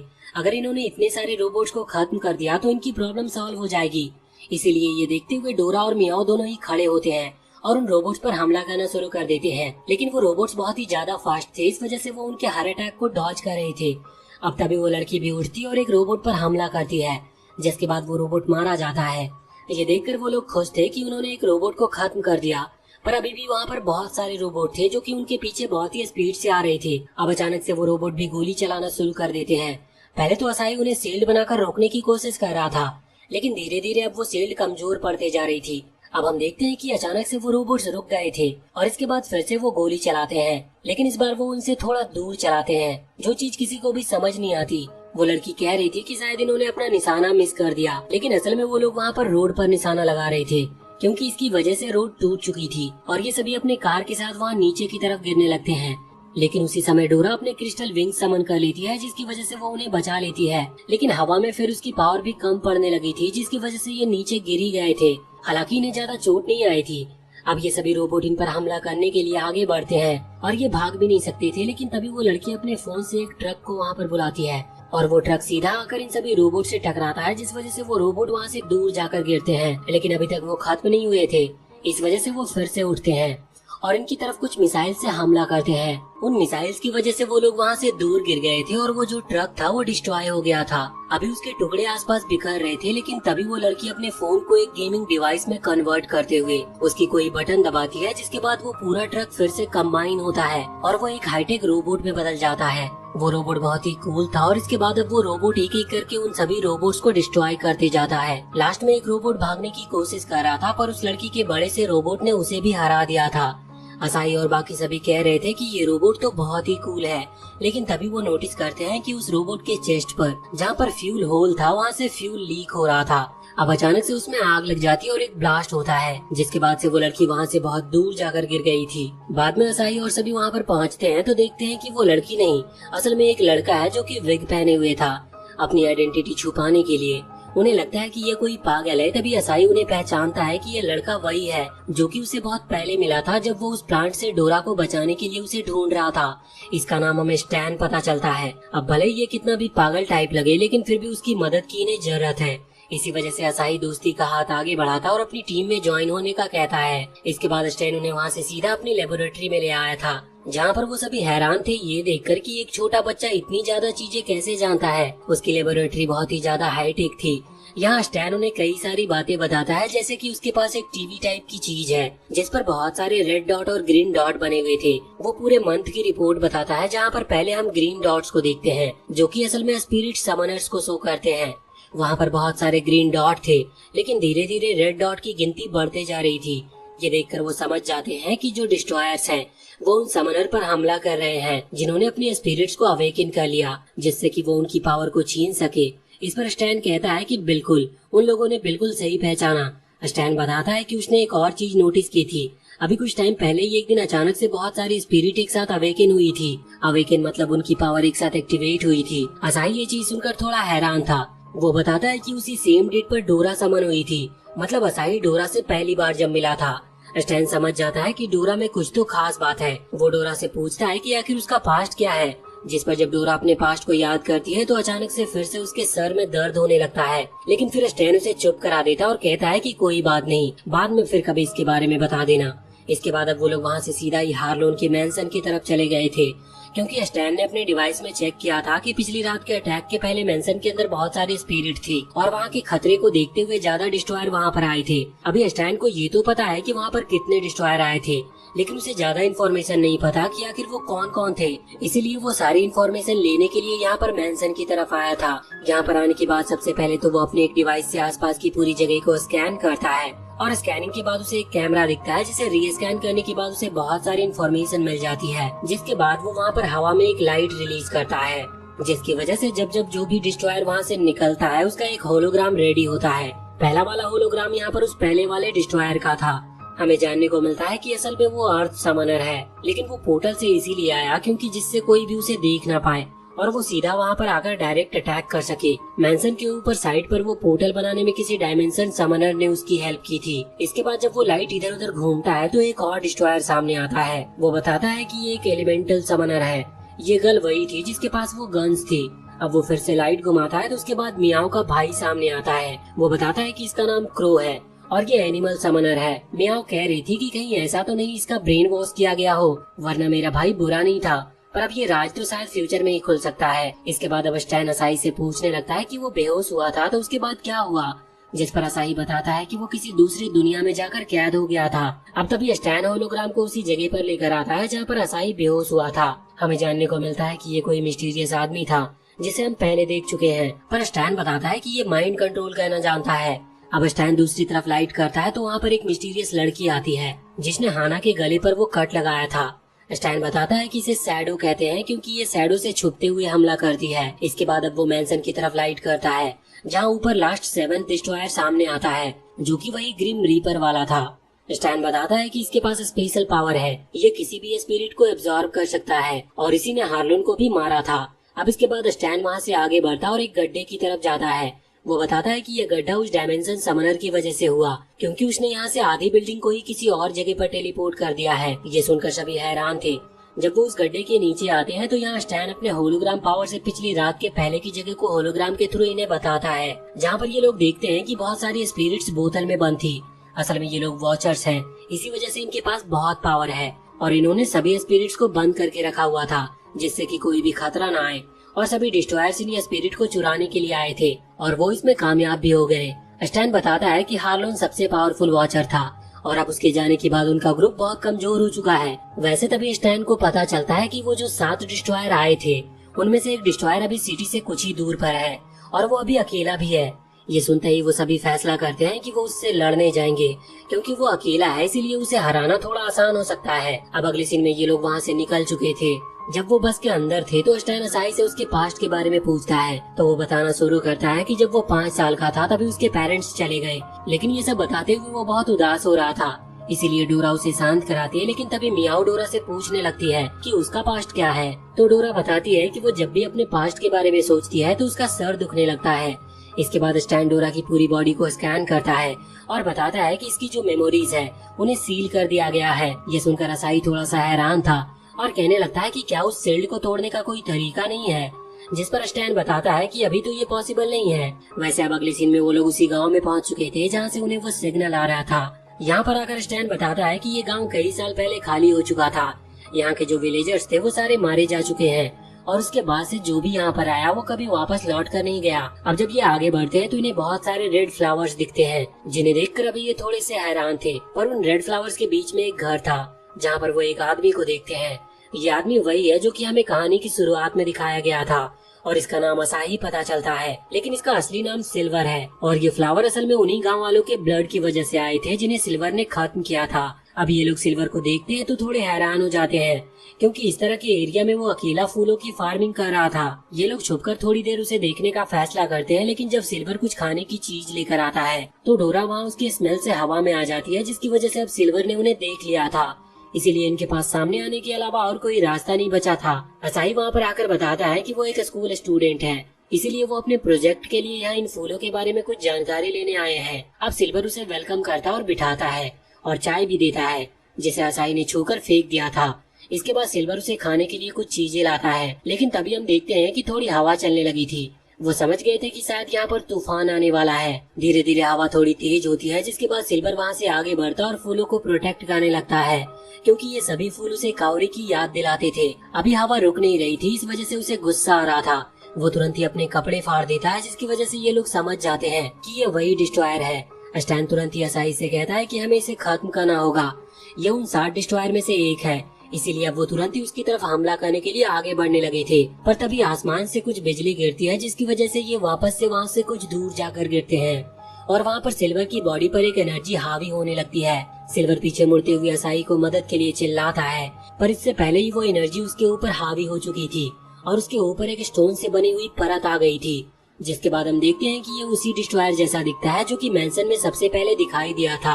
असल में ये वही है। एनर्जी के हावी होने की वजह से ही अपने ऊपर ये कंट्रोल खो देता है और उसकी बॉडी पूरी तरह से बदल जाती है। अब यहाँ पर सिल्वर असाही की तरफ हमला करने के लिए आगे बढ़ रहा था, लेकिन असाही अपनी शील्ड क्रिएट करते हुए उसके अटैक से बच जाता है, लेकिन इससे वो थोड़ा पीछे गिर गया था। अब हम देखते हैं कि मियाओ तुरंत ही आगे बढ़ रही थी सिल्वर पर हमला करने के लिए। वो सिल्वर की पीठ पर कई सारे कट लगाती है, लेकिन वो देखती है कि उसकी पीठ बहुत ही ज्यादा हार्ड है और इसकी वजह से उसके अटैक का कोई फायदा नहीं। इस तरफ डोरा अपने रियल फॉर्म में आने के बाद असाही से कह रही थी कि इसे रोकना इतना ज्यादा आसान नहीं होगा। इसे रोकने के लिए मुझे अपनी न्यू पावर्स को अनलॉक करना होगा। जिसके बाद वो उस पावर को समन करने की कोशिश करती है, लेकिन इसमें उसे कुछ टाइम लगने वाला था, इसीलिए वो इन लोगों से कुछ टाइम मांगती है। अब यहाँ पर मियाओ आगे बढ़कर फिर से सिल्वर पर हमला कर रही थी, लेकिन सिल्वर को इन अटैक से कुछ भी नहीं होता, बल्कि वो मियाओ का ही पैर पकड़ते हुए उसे वहाँ से दूर हटा देता है। अब इसके बाद सिल्वर सीधा असाही की तरफ बढ़ रहा था, लेकिन तभी स्टैन आ गया था और कहता है कि इसे मैं रोकने की कोशिश करता हूँ। इसके बाद वो बिल्कुल सिल्वर के नजदीक आकर उसकी इन्फॉर्मेशन यानी कि उसके पास्ट के बारे में थोड़ा बहुत पढ़ने लगा था, जो देखकर सिल्वर को और भी गुस्सा आता है और वो तुरंत ही स्टैन को पंच करते हुए वहाँ पर नीचे गिराता है और इसके बाद उसके ऊपर बहुत तेजी से पंच करता है, जिसकी वजह से जमीन भी डिस्ट्रॉय होने लगी थी। लेकिन स्टैन वहाँ से गायब हो चुका था। स्टैन उसके पीछे आता और फिर से वही इन्फॉर्मेशन पढ़ने लगा था। अब यहाँ पर सिल्वर पूरी कोशिश कर रहा था स्टैन को मारने की, लेकिन उसे टच कर पाना उसके लिए बहुत मुश्किल था, क्योंकि असल में स्टैन होलोग्राम का यूज कर रहा था और वो बार बार यहाँ से वहाँ टेलीपोर्ट हो रहा था, जिस वजह से सिल्वर को असली स्टैन को ढूंढने में प्रॉब्लम हो रही थी। साथ ही इसके बाद स्टैन अपने कई सारे क्लोन क्रिएट करता है, जिससे सिल्वर बहुत ही कंफ्यूज था और उसे बहुत गुस्सा आने लगा था। इस वजह से वो अपनी पूरी पावर को अनलीज करता है, जिससे इतना प्रेशर सर्कुलेट होता है कि जमीन वहाँ टूटने लगती है और स्टैन के क्लोन के साथ साथ स्टैन भी वहाँ से दूर जाकर गिरता है, जिसकी वजह से अब क्लोन भी डिस्ट्रॉय हो चुके थे। पर अब सही वक्त पर असाही स्टैन को पकड़ लेता और सामने एक शील्ड बना लेता है, जिसकी वजह से वो सामने से आते हुए पत्थर उन्हें नहीं लगते। वैसे वहाँ की जमीन भी उखड़ चुकी थी। इस वजह से जमीन के नीचे जो हड्डियाँ गड़ी हुई है, मतलब कि उन विलेजर्स की हड्डियाँ जिन्हें कि सिल्वर ने खत्म किया था, वो भी सामने अब दिखने लगी थी। इन्हें देखते हुए असाही और बाकी सभी को लगता है कि सिल्वर ने ही उन्हें खत्म किया है, इसका मतलब वो बहुत बुरा है। इस वजह से उन सभी को और भी ज्यादा गुस्सा आने लगा था। पर इधर सिल्वर भी जमीन से बहुत सारे पत्थर उठाते हुए इनकी तरफ हमला करने लगता है। इस तरफ हम देखते हैं कि डोरा की वो टेक्निक फाइनली अवेकन हो चुकी थी, जिस वजह से वो असाही को अपनी पावर देना स्टार्ट करती है। साथ ही यहाँ पर उसने अपनी मेमोरीज को असाही के साथ शेयर किया था। अभी असाही उसकी पावर की मदद से क्रिस्टल स्वॉर्ड क्रिएट करता है और साथ ही हमला करने के लिए आगे बढ़ता है। अब यहाँ सिल्वर पर अटैक करते वक्त स्टैन वहाँ से चिल्लाते हुए कहता है कि उसे सिल्वर के चेस्ट पर लगे उस कोर पॉइंट को डिस्ट्रॉय करना चाहिए, क्योंकि शायद वही सिल्वर का एनर्जी कोर है। असाही उसकी बात मानता है और ऐसा ही करना शुरू कर देता है, जिसकी वजह से सिल्वर अभी हार रहा था। हम देखते हैं कि असाई उस स्वॉर्ड को यानी कि क्रिस्टल को मैनिपुलेट करते हुए एक बड़े से हैमर में ट्रांसफॉर्म करता है, जिसके बाद वो बड़े से हैमर से एक के बाद एक सिल्वर के ऊपर कई सारे अटैक करता है और सिल्वर को वहीं नीचे गिरा देता है। इस वजह से अभी सिल्वर का वो स्टोन आर्मर भी पूरी तरह से टूट चुका था। अब ये लोग सिल्वर के पास आते हैं। यहाँ पर असाई कह रहा था कि हमें इसके कोर को डिस्ट्रॉय करते हुए इसे खत्म कर देना चाहिए, लेकिन इस पर सिल्वर कहता है कि नहीं, उस मॉन्स्टर को रोकने का सिर्फ यही तरीका है। अगर इस कोर को डिस्ट्रॉय कर दिया गया तो वो मॉन्स्टर बाहर आ जाएगा। तभी वो नोटिस करता है कि उसका जो कोर है उसके ऊपर एक क्रिस्टल लगा है। इसका मतलब वो ऑलरेडी टूट चुका है।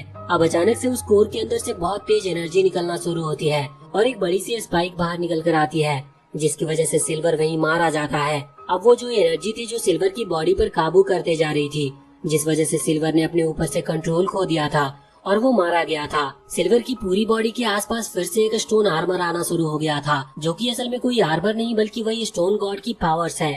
सिल्वर पूरी तरह से एक स्टोन मॉन्स्टर में बदल चुका है। दूसरी तरफ वो जो डिस्ट्रॉयर का ग्रुप है वो ये चीज नोटिस करता है कि सिल्वर की एनर्जी गायब हो चुकी है। इसका मतलब उसका कोर डिस्ट्रॉय हो चुका है और उसकी जो पावर थी जो कि सील्ड थी वो अब अनलीश हो चुकी है। इसका मतलब वो मॉन्स्टर बाहर आ चुका है। वो तुरंत ही वहाँ से सिल्वर के पास आने के लिए निकलते हैं। इस तरफ हम देखते हैं कि सिल्वर को रोकने के लिए असाई क्रिस्टल स्वॉर्ड्स का इस्तेमाल कर रहा था। उसने कई सारी स्वॉर्ड्स का यूज किया था पर उसका कोई भी फायदा नहीं था। दूसरी तरफ अभी स्टैन और मियाओ मिलकर भी हमला करते हैं, लेकिन जब मियाओ अपनी गर्ल फॉर्म में आने के बाद अपनी स्पिरिचुअल फॉर्म का इस्तेमाल कर रही थी, तभी वो स्टोन मॉन्स्टर उसकी स्पिरिचुअल एनर्जी को रोक देता है और उसे वहाँ से नीचे फेंक देता है। अभी स्टैन भी थोड़ा डिस्ट्रैक्टेड हो चुका था, इस वजह से वो स्टोन मॉन्स्टर उसे भी सामने से हटा देता है। अब यहाँ असाई उस पर हमला करने के लिए आगे बढ़ रहा था। वो अपनी स्पिरिचुअल स्पेयर का इस्तेमाल करता है, लेकिन वो स्पिरिचुअल स्पेयर उस स्टोन मॉन्स्टर को ज्यादा इफेक्ट नहीं पहुंचा पाती। असाई यहाँ पर मल्टी स्पिरिचुअल स्वॉर्ड्स का भी इस्तेमाल कर रहा था, पर उसका कोई भी अटैक इतना पावरफुल नहीं था कि उस स्टोन मॉन्स्टर को चोट पहुंचा पाए। वो स्टोन मॉन्स्टर असाई पर ही हमला करके उसे नीचे गिरा देता है और फिर उसकी तरफ आगे बढ़ने लगता है। साथ ही वो यहाँ पर हमला भी करता है, जिस हमले को रोकने के लिए डोरा आगे आकर एक शील्ड क्रिएट करती है। वो शील्ड डिस्ट्रॉय होती जा रही थी पर वो बार बार सेम शील्ड क्रिएट करती है, जिससे कि वो असाई को प्रोटेक्ट कर सके। दूसरी तरफ असाई जो कि अभी डोरा के स्पिरिट प्रिजन में आ चुका था, वहाँ पर वो सामने कुछ चेन्स को देखता है जिन्होंने एक क्रिस्टल को बांध रखा था। यहाँ वो पहले चेन को टच करता है तो वो चेन डिसअपियर होने लगती है, जिसके बाद वो आगे बढ़कर उस स्टोन को भी टच करता है। वैसे उसके उस स्टोन को टच करने से पहले हम बाहर देखते हैं कि अभी डोरा जब उस स्टोन मॉन्स्टर से फाइट कर रही थी, तभी वो स्टोन मॉन्स्टर डोरा को पंच करने के लिए आगे बढ़ता है। अभी उस स्टोन मॉन्स्टर को भी डोरा के अंदर काओरी दिखाई दे रही थी, पर फिर भी सिल्वर तो स्टोन मॉन्स्टर के कंट्रोल में है। इस वजह से वो खुद को रोक नहीं सकता था, बल्कि अब वो मारा जा चुका है। उसे बस सामने ये सब दिख रहा होता है क्योंकि उसकी सोल अभी भी स्टोन मॉन्स्टर के अंदर है। अब जब वो डोरा को पंच करता है और वो वहाँ से दूर गिरती है, उसी समय उसकी स्पिरिट प्रिजन में असाई उस क्रिस्टल को टच करता है। क्रिस्टल को टच करते ही यहाँ पर डोरा की जो रियल पावर है वो अनलीश होना शुरू हो जाती है। उसके आसपास एक एनर्जी सर्कल क्रिएट होता है और हम देखते हैं कि आसमान में बहुत सारी मतलब हजारों लाखों की तादाद में स्पिरिचुअल स्वॉर्ड्स आना स्टार्ट हो गई थी, जो कि सीधे ही उस स्टोन मॉन्स्टर के ऊपर गिरती है और वो स्टोन मॉन्स्टर वहीं नीचे गिर जाता है। जब वो आंख खोलता है तो सामने एक गॉडेस को देखता है जो कि अपनी पावर से एक जायंट स्वॉर्ड को समन कर रही थी। ये जायंट स्वॉर्ड सीधे आकर स्टोन मॉन्स्टर को लगती है, जिसकी वजह से उसकी जो सोल है वो सीधे हेवन में पहुंच जाती है। इस तरफ असाई की भी आंख खुलती है तो वो भी अभी गॉडेस को देखता है और उसे वो गॉडेस डोरा लग रही थी, लेकिन वो फिर से बेहोश हो गया था। अब जब एक और बार उसे होश आता है तो वो देखता है कि सब कुछ ठीक हो चुका है। उसके पास में डोरा थी। तभी मियाओ और स्टैन भी आते हैं और वो बताते हैं कि सिल्वर यानी कि वो डिस्ट्रॉयर मारा जा चुका है। पहले तो वो ये चीज कंफर्म कर लेते हैं। कंफर्म होने के बाद अभी स्टैन कह रहा था कि एक अकेले डिस्ट्रॉयर को मारना इतना मुश्किल था, बाकी डिस्ट्रॉयर से हम कैसे लड़ेंगे और आखिर हम उन्हें ढूंढेंगे कैसे। इस पर असाई कहता है कि हमें उन्हें ढूंढने की जरूरत ही नहीं, हमने उनके एक साथी को मारा है, इस वजह से वो खुद हमें ढूंढते हुए आएंगे। हमें तो यहाँ से जल्द निकलना चाहिए।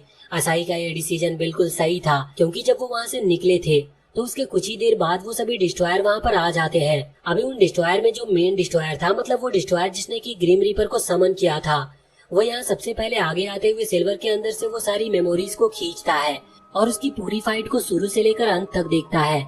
वो समझ गया था कि सिल्वर को किसने खत्म किया। इस वजह से वो अपने सभी साथियों से कहता है कि हमें पहले इन बच्चों को रोकना होगा, वरना ये आगे भी प्रॉब्लम क्रिएट करेंगे। अब दूसरी तरफ हम वहाँ उस बेस में आ जाते हैं जिसमें असाई और बाकी सभी थे। यहाँ पर मियाओ की हालत अभी खराब थी और स्टैन उसका इलाज कर रहा था, लेकिन अब अचानक से उनकी बेस के सामने एक पोर्टल ओपन होता है, जिसके बाद वो डिस्ट्रॉयर गर्ल वहाँ पर सामने आकर उस बेस को बीच में से कट कर देती है। यहाँ पर बहुत ही कम समय में वो सभी मारे गए थे। लास्ट में बस असाही बचता है जिसके भी वो लोग टुकड़े टुकड़े कर देते हैं। अभी असाही जैसे ही आँख खोलता है तो वो अलग स्पेस में आ चुका था, जहाँ मिस्टीरियस मैन उसके सामने आते हुए उससे कहता है कि उसके सारे दोस्त मारे गए। अभी यहाँ स्पेस में असाही के आसपास बहुत सारे मिरर्स थे। वो उन्हें तोड़ने लगता है और कहने लगता है कि आखिर मैं इतना कमजोर क्यों हूँ। इस पर वो मिस्टीरियस आदमी कहता है कि भले ही तुम्हारे सारे दोस्त मारे गए, लेकिन मुझे तुमसे माफी मांगनी है, इसलिए मैं तुम्हें टाइम में पीछे भेजने वाला हूँ। अब वो मिस्टीरियस आदमी जो हुडी पहने हुए था वो हुडी को निकालता है, जिसके बाद हमें उसका फेस दिखाया जाता है और जानने को मिलता है कि ये असल में असाही का फादर है। वो कहता है कि हमारे पास ज्यादा टाइम नहीं है, इस वजह से मैं तुम्हें डीमन फर्नेस में मिलूंगा। और इसके बाद वो असाही को फिर से टाइम में पीछे भेज देता है। अब हम देखते हैं कि जब वो डिस्ट्रॉयर गर्ल वहाँ फिर से पोर्टल ओपन करके उस बेस के सामने आई थी और जब उसने उस बेस को काटा था तो वहाँ पर उस बेस के अंदर कोई भी नहीं था, बस उसमें बम लगे हुए थे जो कि ब्लास्ट करते हैं। इस तरफ रियल बेस में जहाँ पर अभी स्टैन और बाकी सभी थे, वहाँ पर स्टैन कह रहा था कि ये तो अच्छा हुआ कि हमने सही मौके पर अपना व्हीकल बदल दिया। यहाँ पर डोरा भी असाही को जीनियस कह रही थी, क्योंकि उसने उन्हें पहले ही बता दिया था कि क्या हुआ था। पर अब वो लोग यहाँ पर ज्यादा टाइम वेस्ट नहीं करते हैं और तुरंत ही असाही के घर की तरफ चले जाते हैं, क्योंकि वहाँ पर उन्हें अभी हाना की तबीयत भी चेक करनी है और साथ ही उसे भी बताना है कि यहाँ पर क्या क्या हुआ। अब जब वो घर पर पहुँचते हैं तो वहाँ पर आकर देखते हैं कि हाना घर पर है नहीं। अभी डोरा कह रही थी कि कहीं ऐसा तो नहीं कि डिस्ट्रॉयर पहले ही यहाँ पर आकर उसे अपने साथ ले गए, लेकिन तभी उन्हें एक लेटर दिखता है जो कि हाना ने छोड़ा था, क्योंकि वहाँ पर ब्लैक रोज भी रखा हुआ था। इसके बाद अब वो तुरंत ही वहाँ से निकलने की तैयारी करते हैं, क्योंकि जो डिस्ट्रॉयर है वो बहुत ही स्पीड से इनके घर की तरफ बढ़ रहे हैं। बाहर आते ही स्टैन अपने डिवाइस से हाना की मैंशन के ऊपर एक हेलीकॉप्टर बुलाता है, जो कि असल में हाना की फैमिली को बिलोंग करता है, लेकिन स्टैन उसे अपने डिवाइस से कंट्रोल कर सकता था। वो उस हेलीकॉप्टर में बैठकर वहाँ से निकल पड़ते हैं। रास्ते में असाही उस लेटर को ओपन करके देखता है, उसमें लिखा हुआ था कि हाना असल में डीमन फर्नेस की तरफ गई है। असाही को समझ भी नहीं आता कि आखिर ये डीमन फर्नेस क्या है। तो यहाँ पर मियाओ बताती है कि वो एक आइलैंड है जहाँ पर ट्रायल्स होते हैं, मतलब कि टेस्ट होते हैं। उन टेस्ट को पार करना लगभग नामुमकिन है, लेकिन जो उन्हें पार कर लेता है वो एक परफेक्ट समनर बन जाता है। अब यहाँ पर स्टैन कह रहा था कि वो आइलैंड तो बहुत मिस्टीरियस है, लेकिन हमें उसका रास्ता नहीं पता, हमें अब आगे करना क्या है ये सोचना होगा। तभी असाही उस लेटर को ध्यान से देखता है तो उसे जानने को मिलता है कि हाना ने वहाँ का कोऑर्डिनेट उस पर लिख रखा था, जिसे देखने के बाद स्टैन समझ जाता है कि अब वो लोग उस आइलैंड पर जा सकते हैं। अभी कुछ ही देर में वो समुद्र की तरफ पहुंच चुके थे, जहां से सीधा रास्ता अभी डीमन फर्नेस आइलैंड की तरफ जाता है। रास्ते में उन्हें बहुत ही खतरनाक तूफान मिलता है, जिसे देखकर स्टैन कहता है कि इसके दूसरी तरफ ही हमें वो आइलैंड मिलेगा। अब जब वो आगे बढ़ रहे थे तो अचानक से वो उस तूफान में फंस जाते हैं, लेकिन जब मौसम ठीक होता है तो उनके सामने वही आइलैंड था।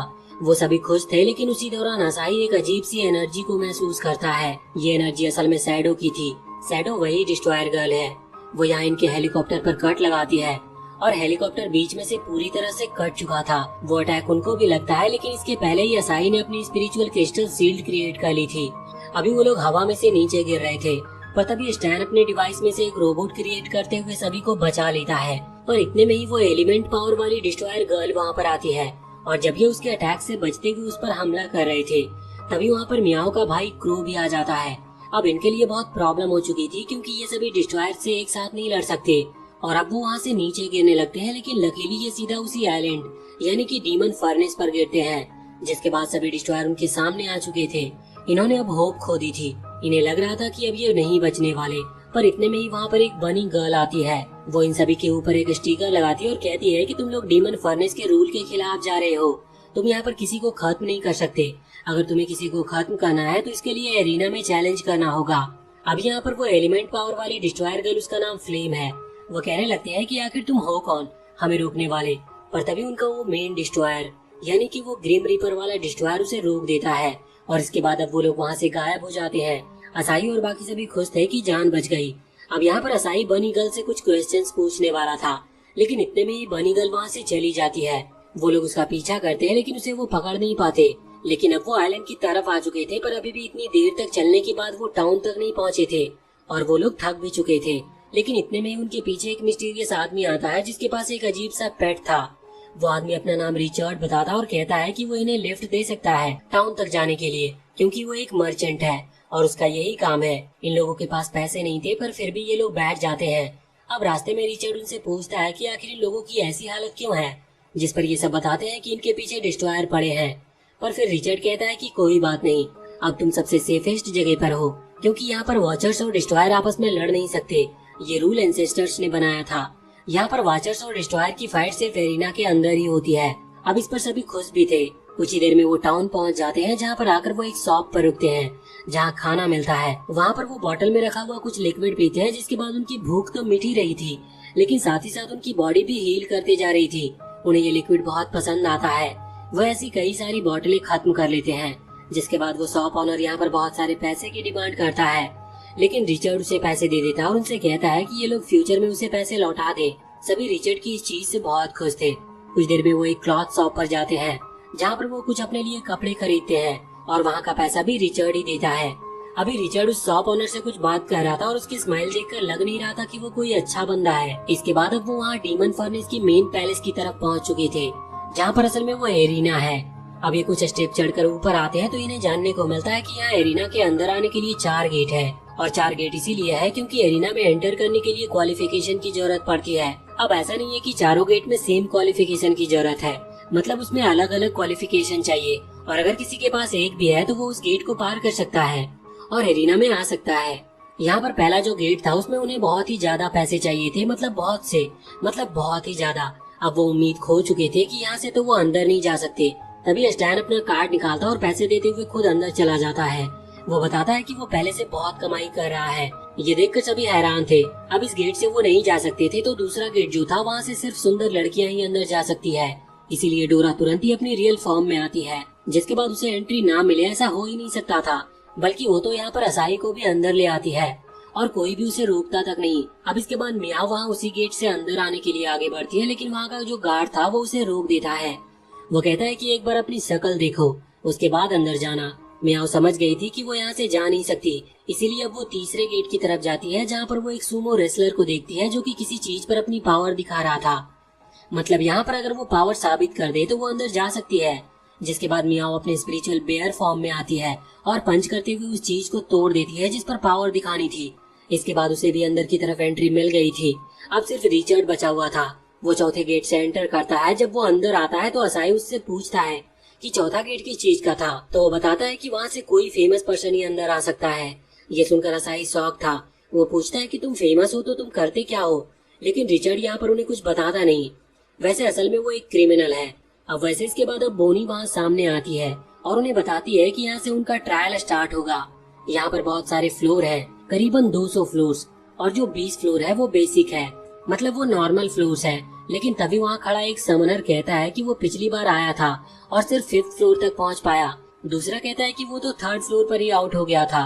यहाँ पर रिचर्ड भी बताता है कि वो 9th फ्लोर तक पहुँच गया था, लेकिन उसके बाद वो आउट हो गया। अब इन लोगों को बोनी बताती है कि 10th फ्लोर पर एक चेक पॉइंट होता है, जहाँ तक अगर वो पहुँच जाए तो अपनी एनर्जी वहीं से कंटिन्यू कर सकते हैं। इसके बाद अब वो लोग आगे बढ़ना शुरू करते हैं। यहाँ पर उन्हें जानने को मिलता है कि हाना असल में 11th फ्लोर तक ऑलरेडी पहुँच चुकी है, क्योंकि उसने ये जर्नी पहले ही शुरू कर दी थी और वो इस बार की सबसे कमाल की कंटेस्टेंट है।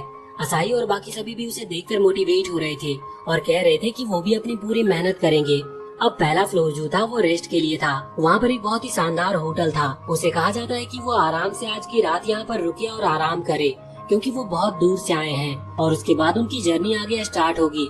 अब वो सभी सो गए थे, लेकिन रात के टाइम हम देखते हैं कि अचानक से उनका जो कमरा है वो श्रिंक करना शुरू कर देता है। हर कमरे अलग अलग टाइप के थे, तो यहाँ पर हम असाई को देखते हैं जिसका कमरा श्रिंक हो रहा था और बहुत नुकीली कील लगी हुई थी, जो कि असाई को अगर टच करती तो शायद वो मारा जाता। उसके कमरे में अभी डोरा भी थी। वो दोनों डर गए थे। डोरा यहाँ पर अपने क्लेवर्स का इस्तेमाल करते हुए उस गेट को काटने की कोशिश करती है, जो कि बना तो लकड़ी से था मगर वो कटता नहीं। इन्हें समझ में नहीं आ रहा था कि ये क्या करे, पर लास्ट मोमेंट पर असाई स्केलेटन कीज का इस्तेमाल करता और वो बाहर आ गए थे। लेकिन वो ये भी समझ रहे थे कि बाकी सभी के ऊपर भी यही खतरा आया होगा। इस वजह से वो सभी के गेट जाकर खोलने लगते हैं, पर किसी भी गेट को बाहर से खोल पाना नामुमकिन था। तभी जब वो मियाओ के गेट के बाहर पहुंचते हैं तो वो देखते हैं कि उसके कमरे से एक अजीब सा कॉकरोच गेट के नीचे से बाहर आ रहा है। वो देखकर घबरा गए थे, क्योंकि उन्हें वो बहुत वियर्ड लग रहा था। लेकिन उन्हें जानने को मिलता है कि ये मियाओ है। वो बताती है कि उसके पास और कोई दूसरा रास्ता नहीं था। अब इसके बाद वो स्टैन के रूम के बाहर आते हैं, जहाँ पर वो देखते हैं कि उसके गेट के नीचे से ब्लड निकल रहा है। उन्हें लगता है कि स्टैन मारा गया, लेकिन तभी वो ऊपर की तरफ से गिरता है, क्योंकि वो जो चिमनी टाइप की चीज थी वो उसी रास्ते से बाहर आ गया था। यहाँ पर ये लोग देखते हैं कि बहुत सारे दूसरे कंटेस्टेंट भी अब बाहर आते जा रहे थे, लेकिन अब धीरे धीरे फ्लोर टूटना शुरू हो गया था, जिसकी वजह से इन्हें वहाँ से भागना पड़ता है। कुछ देर के बाद कुछ लोग फ्लोर टूटने की वजह से नीचे लावा में गिरने लगे थे, पर उन्हें असाही बचा लेता है। स्टैन भी नीचे गिरा था, जिस वजह से डोरा ने अपने क्रिस्टल विंग्स एक्टिवेट करते हुए उसे बचा लिया था। अब ये वहाँ पर मेन गेट की तरफ पहुँचते हैं, जिसे खोलने के बाद इन्होंने फर्स्ट फ्लोर क्लियर कर लिया था। अभी फर्स्ट राउंड क्लियर करने की वजह से उन्हें कुछ रिवॉर्ड मिलते हैं। रिवॉर्ड के तौर पर सभी को एक चेस्ट मिली थी, जिसके अंदर उन्हें अलग अलग टाइप की चीजें मिलती है। असाई को एक रिंग मिली थी, डोरा को क्या पता क्या मिला था, लेकिन मियाओ को एक डायमंड मिलता है। स्टैन को सबसे कूल चीज कुछ बम वगैरह मिलती है। अब इसके बाद वो सेकंड फ्लोर पर आते हैं, जहाँ पर बोनी उनकी बॉस होगी, मतलब वो सेकंड फ्लोर को संभालती है। वो बताती है कि यहाँ पर उनकी रेस होने वाली है। इस रेस के बाद जो फाइनल 15 कंटेस्टेंट बचेंगे वही फाइनलिस्ट होंगे, मतलब वो थर्ड फ्लोर के लिए सेलेक्ट कर लिए जाएंगे। और इसमें उन्हें जो रेस ट्रैक है उसके 20 चक्कर लगाने हैं। अब रेस शुरू होती है, जिस दौरान हम देखते हैं कि सबसे आगे अभी मियाओ चल रही थी, क्योंकि वो बिल्कुल चीते की रफ्तार से भाग रही थी। पर एक और स्क्वेरल टाइप का लड़का था, जो कि असल में मियाओ की तरह ही एक एनिमल समनर है, वो भी बहुत तेजी से उड़ रहा था। अभी हम बाकियों को भी देखते हैं, जहाँ पर जो नए नए कंटेस्टेंट थे उनके पास अच्छी अच्छी काबिलियत थी, लेकिन जो पुराने वाले थे वो इस बार बहुत ज्यादा तैयारियों के साथ आए हैं। इस वजह से उन्हें हराना थोड़ा मुश्किल था। और यहाँ पर कुछ चीटिंग भी कर रहे थे। यहाँ पर कोई रूल नहीं है, इसीलिए इसे चीटिंग नहीं कहा जा सकता, पर वो दूसरों को रोकने की कोशिश कर रहे थे। इस चीटिंग से बचने के लिए डोरा भी असाई को हवा में क्रिस्टल विंग्स की मदद से उड़ाते हुए ले जा रही थी। हम कई सारे चीटर्स को देखते हैं, जहाँ पर कुछ लोग बुलेट्स का यूज कर रहे थे और कुछ पॉइजन गैस का, लेकिन ये लोग उन्हें भी रोकते हुए हराते हैं और फिनिश लाइन को पार करते हैं। अभी हम दूसरी तरफ देखते हैं कि डिस्ट्रॉयर में से वो शैडो नाम की डिस्ट्रॉयर और फ्लेम नाम की डिस्ट्रॉयर दोनों आपस में फाइट कर रहे थे, सिर्फ अपनी स्किल को इम्प्रूव करने के लिए। उनकी फाइट कुछ देर तक ऐसे ही चलती है, लेकिन अब वो बोर होने लगे थे। वो दोनों कहते हैं कि हमें उन वॉचर से लड़ना है। वॉचर से मतलब अभी वो असाई और उसके ग्रुप की बात कर रहे थे। इसी पर वहीं पर बैठी एक दूसरी डिस्ट्रॉयर कहती है कि हम अभी वहाँ पर एंट्री नहीं कर सकते, क्योंकि डीमन फर्नेस में टेलीपोर्ट होना नामुमकिन है, और अगर नॉर्मली वो ऐसे ही जाते हैं तो उनके पीछे डेमन फर्नेस के गार्ड पड़ जाएंगे, इसीलिए ये करना गलत होगा। अब सबसे बेस्ट ऑप्शन यही था कि वो टेलीविजन में वहाँ के लाइव टेलीकास्ट को देखे, जो कि बोनी कर रही है। वो लाइव टेलीकास्ट के दौरान हम देखते हैं कि सेकंड फ्लोर भी अब क्लियर हो चुका था, जहाँ मियाओ ने टॉप किया था और सेकंड पोजीशन पर असाई आया था। वो लोग असाई को देखते ही उसे पहचान लेते हैं, उन्हें बहुत गुस्सा आता है। अब जो थर्ड फ्लोर था उस पर उन्हें खाना बनाना था। यहाँ पर असाई फर्स्ट आता है, क्योंकि उसके पेरेंट्स नहीं है, इस वजह से उसे खाना बनाने की बहुत अच्छी ट्रेनिंग मिल चुकी है। उसका खाना इतना अच्छा था कि वहाँ की जज उससे बहुत ही ज्यादा इम्प्रेस दिख रही थी। अब इसके बाद जो फोर्थ फ्लोर आता है वो कारोके का था, मतलब कि गाने का, लेकिन असाई को जीतता देख ये लोग पहले ही गुस्सा करते हैं, और यहाँ पर उनमें से एक उस टेलीविजन को तोड़ देती है और कहने लगती है कि हम आखिर असाई को सबक कैसे सिखाएंगे। तभी वहाँ पर वो ग्रिम रीपर वाला डिस्ट्रॉयर आता है और कहता है कि उन्हें शांत होना चाहिए, जल्दी वो असाई पर हमला करने की प्लानिंग कर रहे हैं। यहाँ पर वो उन्हें एक और नए मेंबर से इंट्रोड्यूस कराता है, जिसकी पावर देखकर अभी वो तीनों डिस्ट्रॉयर गर्ल्स हैरान थी। यहाँ ग्रिम रीपर वाला डिस्ट्रॉयर कहता है कि इसकी मदद से असाई हमसे बचकर भाग ही नहीं सकता। अब इसके बाद ये सीन चेंज होता है और हम बोनी को देखते हैं, जो कि अभी एल्डर से मिलने आई थी। वो सभी एल्डर को बताती है कि टोटल 92 पार्टिसिपेंट्स ने हिस्सा लिया था, जिसमें अब सिर्फ 15 ही बचे हैं जो कि 5वें फ्लोर पर पहुंच पाए, मगर बाकी जो हारे हैं उनकी जो स्पिरिचुअल एनर्जी थी उसकी वजह से इन्हें बहुत सारी स्पिरिट एनर्जी मिल चुकी है। और इसके बाद अब बोनी वहाँ से सीधा ही एक तहखाने में आती है, जहाँ पर गॉडेस पेंडोरा है। वो यहाँ पर आकर वो जितनी भी स्पिरिट एनर्जी थी वो उन्हें गॉडेस पेंडोरा के अंदर ट्रांसफर करने लगती है। लेकिन इसी के साथ ये सीजन और ये पार्ट यहीं पर खत्म होता है। तो वीडियो अगर पसंद आई हो तो चैनल को सब्सक्राइब करके बेल आइकन जरूर दबा लें और कमेंट सेक्शन में हमें बताएं कि आपको ये वीडियो कैसी लगी।